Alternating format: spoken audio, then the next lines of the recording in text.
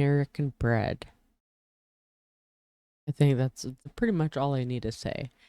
A lot of you, besides us Americans, know that our bread is very weird, which I do have package right here just in case I have to compare it in any way for you guys. So yeah, our bread isn't real bread. I know that. And then like also how cheap it is to make the bread. And here going down the comments, someone put water, live yeast, salt, flour. That's it. Ours is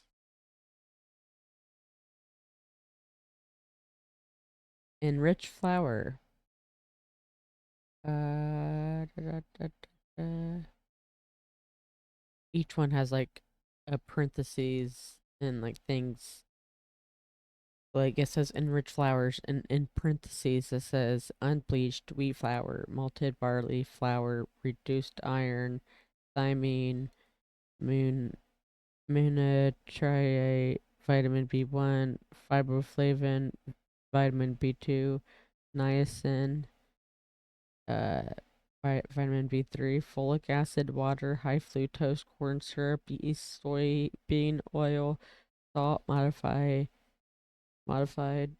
wheat vinegar, wheat starch, mono, virus,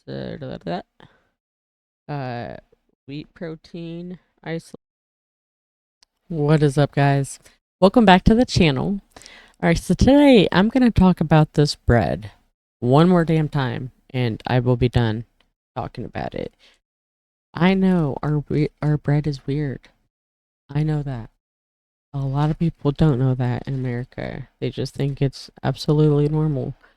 And I'm here to tell ya it's not. And I brought my own bag in case I need to compare it with you guys. And it has a whole lot of ingredients and stuff. So let's check this out and see what he has to say. I love bread. There is so much good bread in France. And although man doth not live by bread alone, without it a meal seems incomplete. On every corner, there is a bakery that is pumping out delicious, fresh, well-made bread. It's so fresh. This is not easily available to me, and I want to know why. Why is it that the bread that I can get easily looks very, very different? Why is it that the US sucks at making bread? In fact, let me just show you what that looks like. Okay, wait, it's 12 hours earlier, still back in the US. I'm actually at a grocery store right now. This is how a lot of us Americans get our bread. Yeah. My favorite part is when they make this plastic look like it's steaming. It's just like foggy plastic to be like, this was just baked right now. And it's like, Yeah, that is so funny because I thought about that when I seen it too. no, this was actually baked like 3 weeks ago in a factory in like Connecticut. It's even made with real butter. Always buy Wonder Bread. You'll be glad you did. The reason I'm purchasing this bread is because I want to bring it with me to France, just to like have an example lesson, and I may use it as a pillow because it's literally as soft as a Nova foam pillow. Some of this bagged bread is made with ingredients that are literally illegal in the EU.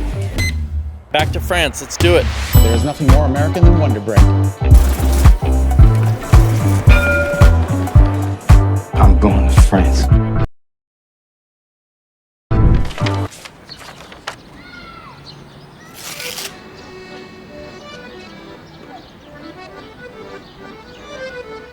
In case you're wondering, yes, any video from Paris must include music like this. Nice, gentle cafe accordion music. There's my composer Tom making it right now. It's pretty cool. It's just so good. Okay, so yeah, we know that France is good at bread and the US sucks at it. Is this just another video where I shit on the USA for being terrible at certain things? Yes, it is. That's exactly what it is. But hear me out. I actually have something to say here. I believe that bread is a really important symbol for a bigger cultural phenomenon in the US. And that's what I want to talk about today. Where industrialized bread came from, why it exists, and how some people are trying to change it. I'll get to that explanation, but first I'm going to go into that bakery over there and buy myself a large ball of butter and flour stuffed with chocolate. Oh, and Tom, can you throw in a beat to this accordion music, please? Yeah. Thanks. Any questions? Yes. Are you going to finish that croissant? That looked really flaky and really good. Oh my gosh. Questions? Yes. Are you going to finish that? I literally don't have anything sweet in this house, so that looks super duper, especially super duper good. Croissant. Oh yeah. Okay, so why bread? There's a million other things I could talk about that are better in other parts of the world, but it turns out that bread is the most important prepared food that humans have ever made, and therefore it is worth talking about. So, let me explain in under a minute the overview of the tens of thousands of years of history of bread and its chemistry and why it's so important. Don't think I can do it in under a minute? Here we go. Check this out. 12,000 years ago, humans realized that they could plant this grass instead of just foraging for it. This grass was called wheat, and when it was ground up with a stone, it made this powder that, if you put water with it, creates this stretchy, goopy thing that has a bunch of sugar from the flour that's been released. Oh look, wow. All the bacteria in the air love this sugary goop. Nice. And they descend to feast on it, burping out gas as they eat. Whoa, the gas can't float up into the air because it's getting trapped in this stretchy ball of goop, like a balloon, like a pillow, like magic. Magic. All this feasting and burping is making it rise and turn into a pillowy thing that is way bigger than it was. Put this blob next to some fire, and all of the little bubbles that were just created turn hard. Wait, all of this can happen because of this one grass? Yes. Cool, let's plant a lot more of this grass and build all of human civilization off of it, said humans. There you go. So that is bread, like the oldest and most important prepared food item that humans have ever invented. Eventually, humans got really good at doing this bread, flour, water, yeast thing, and especially here in France, they took it really seriously and have created a whole culture around making bread delicious and amazing. And you can see that they've continued that culture today just by the number of bakeries that exist in this city. There are 30,000 independent bakeries in France. Wow. Compare that to the 3,000 that are in the United States. And then remember that the US has like a much larger population. And if you do all the math, you see that France has 50 times more bakeries per capita than the United States. I've never well, maybe it was called like Nichols. The bread name was Nichols, but there's never really been a whole lot of bakeries around me. So that sucks. I cannot wait to try this bread. See what everybody's talking about. It's 50 times. I mean, that is such a clear indication of how much they value good bread that is baked a certain way. Here with Mr. Local over here. Yeah. Local French food in France. Yes. 94% of Parisians live less than 5 minutes away from a bakery. And That's that shows you they care. Wow. They care. It's like you hear stuff like that and you're like, this is their priority. Yeah. And the culture of eating is just as much important here as how like the ingredients are sourced and prepared and whatnot. Yeah. People don't eat while rushing towards their next meeting or whatever. Like it's very much, no, you sit down, you make it a thing. It's just a part of the way of life here. Yeah.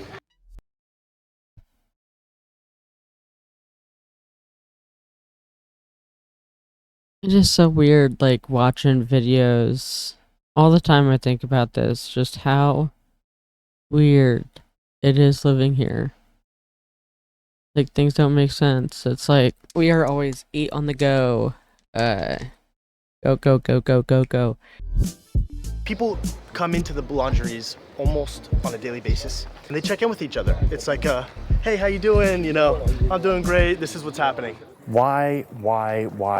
That is the question. Why are these bread cultures so different? And the answer comes down to what America was founded on. I mean, a reminder that America is a country founded by a bunch of people who left their country to go make a new life, to do things differently, to do things more individualistically. And the way that expressed itself for a really long time was mechanization, industrialization. And to be clear, in the history, Britain was as much to blame for all of this mechanizing of bread as America was. That's insulting. But anyway, we're talking about the USA for a little bit. So by the 1920s, you had this machine that was invented, an automatic bread slicer. Hello, convenience. I have seen a lot of those in like the restaurants that I've worked in. Like, that's like old school. Innovation, America. No more serrated knife versus a tough, crusty loaf. Now the machine will do it for you. This is the greatest thing since sliced bread. Oh, so that's where we're at. This is the greatest thing, says America. And Europe was like, wait, yeah, we like machines too, but like not for bread. Slice this bread and you make your bread spoil faster. We don't need a machine for sliced bread. But the automatic slicer was just the beginning for America. No, I'm just getting warmed up. Now that we have sliced bread that, yes, spoils faster, let's make it, I don't know, not spoil as fast. One way to do this is to take the part of the wheat berry that has oils in it, the husk and the bran, and get rid of it. Focus on the big, carb-loaded berry in the middle. But there had to be a more industrial solution to make the bread last longer, to be whiter, to be softer. And it's the 1950s, and Europe is like, whoa, dude, America, chill out. Like, bread is just bread. We've been doing this for literally tens of thousands of years. Let's just, like, stick to the program. And America's like, no. So America starts adding all of this stuff to their bread, bleaches and dough conditioners, and suddenly they're putting their bread into controlled chambers so that it will be hot enough to rise faster. And they're putting preservatives in so that their bread can now sit on a shelf for not just 1 or 2 days like it should, but 4 days, 5 days, 6 days, a whole week, and it's still soft. It is still white. It is still spongy and delicious. But it now has 15 ingredients instead of 3. And it's cheap and convenient and stable, and America is loving this, and Europe is like, whoa. You took this way too far. This is not bread anymore. And indeed, I would argue that this is not bread anymore. This is a bread-like substance. It's a different product made from a different process, and yet we use the same word for it. It's so weird. And like, baking your bread, nobody does that. And it is so cheap. It is so cheap. And we just rather buy this, which this was... But this expires, and surprisingly, because it usually like dates out like longer than this, but on 7/21/24 expires. It's probably like $3 for this loaf. Then the end, guys, what do y'all call it? The butt, or the heel, or the... What do you call it? Let me know down in the comments. I always call it... What do I call it? Now that I said... the butt of the bread is what I've always called it. But yeah, some people call it all sorts of different things, so... For it. If you want to know more about what's inside of this kind of bread, I was actually here making this video when I stumbled upon a video from one of my favorite YouTubers, Adam Ragusia, that's like a deep dive into all of the ingredients in this kind of industrial bread. Definitely go check it out. Some bread in the US has taken it so far that they will put in additives that keep it spongy and soft, or that keep it really white, even though these additives are known to like cause cancer and inflame asthma and do all of these terrible things. They bleach the bleach, guys. Many of these additives that are legal to be put in American bread are literally illegal in Europe and many other countries. Azodicarbonamide is one of them. This is a whitening agent. But you know what? This product, ADA, also helps other things stay softer, like yoga mats. ADA is in yoga mats to make them spongy and soft, and it is banned in the EU and many other countries. Our obsession with convenience, cheapness, softness, shelf life has led us down a really dangerous path, and yet we're totally okay with it somehow. This is why I think bread is a useful symbol for broader American culture. It shows us how far we're willing to go to prioritize things like cheapness and convenience over tried and true methods. Guys, we just work 50-hour weeks, and yeah, a lot of people work. They probably don't have time. That have been baked into culture.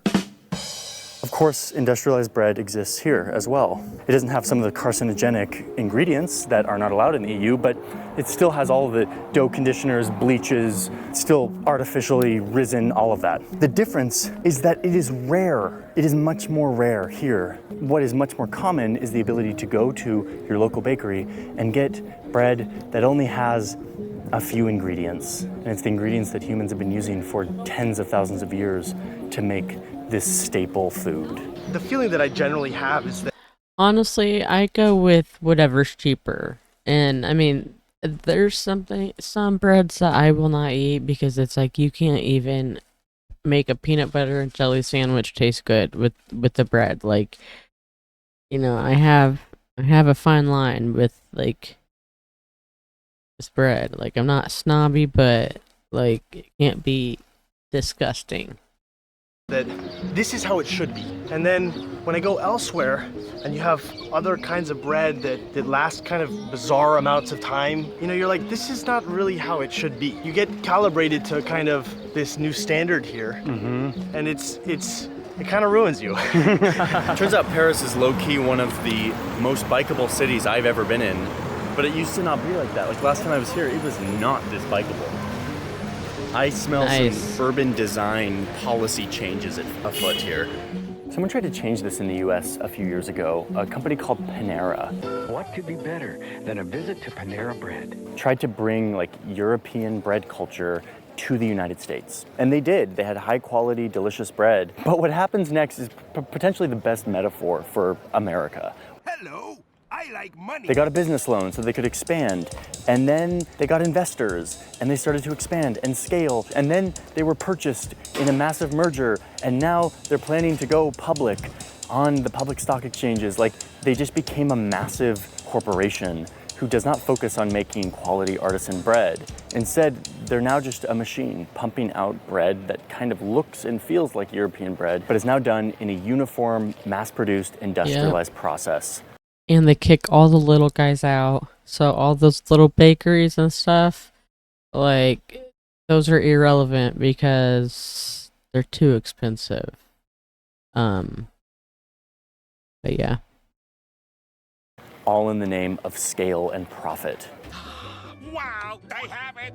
Canned bread! So the question is, why does this matter? Like, am I just being a snob who's And like, bread. traditional bread is better and therefore everyone should have it and I hate America? That was snobby. You're a snob. No, I'm not. Kind of, yeah. But also, it actually makes a difference in how it goes into your body. The beauty of bread always was that you could put this goop out in the air and bacteria would come down and start to feast on it and kind of start the digestion process. That is what natural fermentation does, is it starts to break down the wheat and make it ready to go into your body. The way that we make bread in America doesn't really leave time for this. We use heat and chemicals to speed this process up, to make it rise faster, to make it rise bigger in an artificial, synthetic way. And so you're actually getting a much inferior product to what original bread making looks like and what it produces. Yes, it lasts longer. Yes, it tastes like chewy, pillowy, sugary heaven, but it's not bread the way that humans have been eating it for tens of thousands of years. Convenience, scale, independence, that is what we love in America. We love shelf life. We love industrialized efficiency. And to me, yeah, all that stuff is super great because it means we get to live these wonderful, prosperous, convenient lives. But I think we lose something really big when we focus on those as the priorities as opposed to quality and community and culture. Last thing I'll say here is that this is slowly changing. You have a movement in the US of people making some of the best bread in the world using the most traditional methods and ingredients. In these big cities, you have amazing bakeries doing bread that is on par with anything you could get in Europe. And that kind of blows my mind. The problem is, and my critique, is that that is still so rare and specialty and really only available to people who live in big urban areas. And meanwhile, the rest of us, the most accessible bread to us is this industrial, mass-produced garbage. Belongs in the trash! And that is enough to make me pretty frustrated.